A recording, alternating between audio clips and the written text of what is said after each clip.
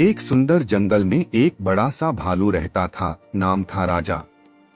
राजा की आवाज बहुत तेज और डरावनी थी। जब वो दहाड़ता तो पूरा जंगल कांप उठता। राजा को अपनी आवाज पर बहुत गर्व था। वो हर छोटी बात पर जोर जोर से चिल्लाता और दूसरों को डराता।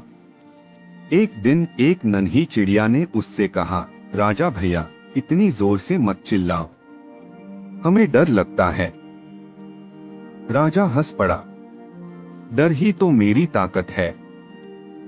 लेकिन उसी रात कुछ अजीब हुआ। सुबह जब राजा उठा और दहाड़ने की कोशिश की, उसकी आवाज ही गायब थी।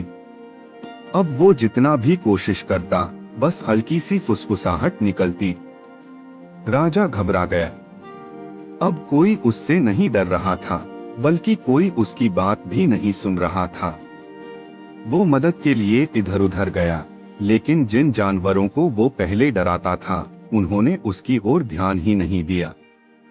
राजा उदास होकर एक पेड़ के नीचे बैठ गया। तभी वही नन्ही चिड़िया आई। उसने धीरे से कहा, राजा, आवाज ताकत नहीं होती, दिल की अच्छाई असली ताकत होती है। राजा को अपनी गलती समझ आ गई।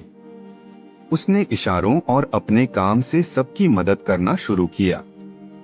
धीरे धीरे सारे जानवर उसके पास आने लगे।